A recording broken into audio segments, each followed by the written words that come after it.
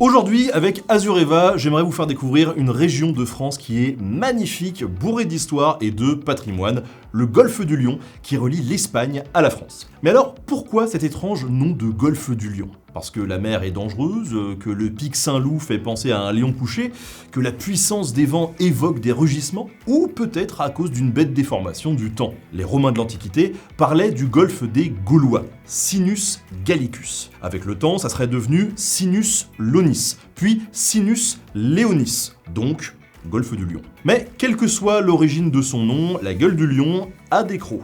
Et ouais, le golfe du Lion est lui-même garni de 3 plus petits golfes, et chacun est un lieu historique.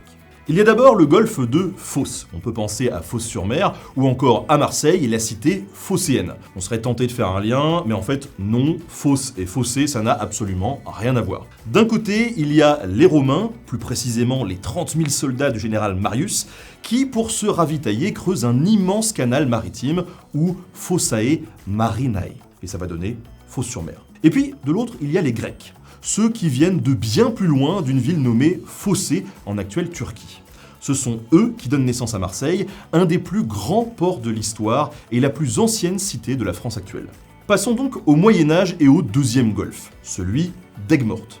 C'est seulement au XIIIe siècle que Louis IX s'intéresse vraiment à cette ville. À cette époque, la France et le Languedoc sont encore des zones contestées et qui échappent à son influence. Et les États pontificaux et de l'Empire germanique coupe sa route. Les flottes italiennes dominent tous les échanges sur la mer. Et du coup, son idée, c'est de faire d'Aigues-Mortes une tête de pont, le nouveau port qui va ouvrir la France à la Méditerranée et aux routes de l'Orient. Je vous propose de sauter encore un petit peu dans le temps, à l'époque moderne, avec le troisième golfe, celui de Sainte-Marie-de-la-Mer. Là, on passe carrément à l'époque contemporaine, qui transforme toute la France grâce à l'industrialisation. Enfin, quand je dis ça, c'est presque toute la France, parce que la Camargue, ça reste un havre de paix, un pays d'agriculture et d'élevage à base de riz, de taureaux noirs et de chevaux blancs. Résultat, la petite ville de Sainte-Marie-de-la-Mer, sans usine, sans bâtiment industriel, est en fait la capitale du coin. Au fil du temps, ce lieu de ressourcement et de repos va attirer énormément d'artistes, d'écrivains et de peintres, comme Van Gogh, Hemingway, Picasso ou encore Bob Dylan. Évidemment, du patrimoine, il y en a partout autour du golfe du Lion, au pic Saint-Loup, à Fos, Marseille, Aigues-Mortes et Sainte-Marie. Mais pas que. Si aller dans la région, ça vous intéresse, j'ai quelques recommandations pour vous. Imaginons, par exemple, que vous partiez de Provence pour aller jusqu'en Espagne. Eh bah, il y a 10 000 trucs à faire sur le chemin.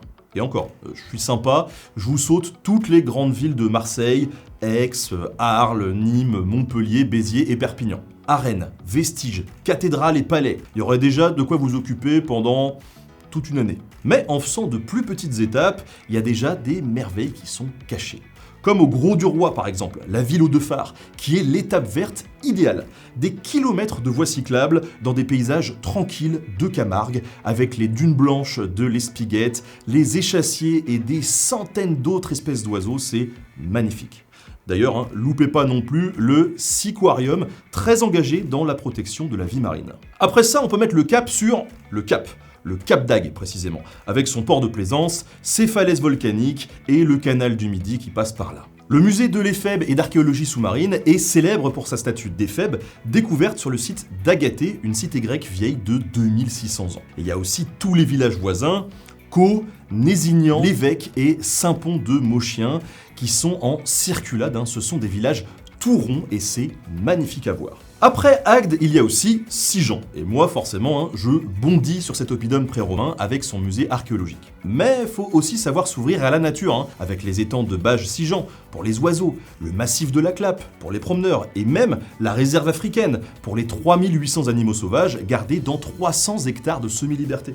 Nous voilà presque arrivés, avant-dernière étape, Saint-Cyprien. Le parc de la Villa des Caplans du 19e siècle, c'est le meilleur endroit pour se poser en planifiant sa visite. Là, le patrimoine est riche, avec les collections Saint-Cyprien, la chapelle Saint-Étienne de Villeraz ou encore l'église du 18e siècle, il y a de quoi faire. Mais on peut aussi s'aventurer vers l'abbaye Saint-Martin du Canigou, le mémorial de Rivesaltes, le palais des rois de Majorque, le cloître d'Elne, la forteresse de Sals. Vraiment, il n'y a pas de quoi s'embêter. Voilà, on est déjà presque arrivé en Espagne, à Argelès-sur-Mer, où se trouve le Racou, le recoin.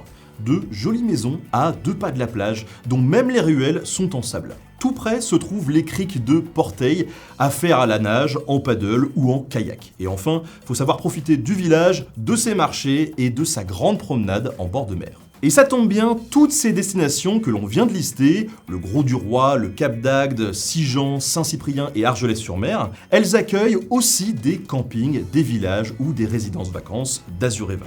Fondée il y a plus de 70 ans, cette association organise des vacances de qualité, mais accessibles à tous les revenus. Les piliers de ce tourisme social, solidaire et responsable, c'est évidemment un prix juste, mais aussi de la convivialité humaine, du partage social et surtout un ancrage territorial fort avec des destinations locales 100% françaises. Que ça soit pour les couples, les familles et même les groupes d'amis, Azureva propose des séjours qui sont adaptés, avec des villages, des résidences de vacances, des hôtels, des campings et même des villages à thème, histoire d'être complètement immergé dans la culture régionale. Chez Azureva, vous trouverez de l'espace, de la plage, de la nature, mais aussi des piscines privées, salles de sport équipées et climatisées, et des ateliers culinaires, de la danse, des animations en soirée, bref, tout pour faire la fête. Alors explorez le site Azureva pour trouver votre prochaine destination.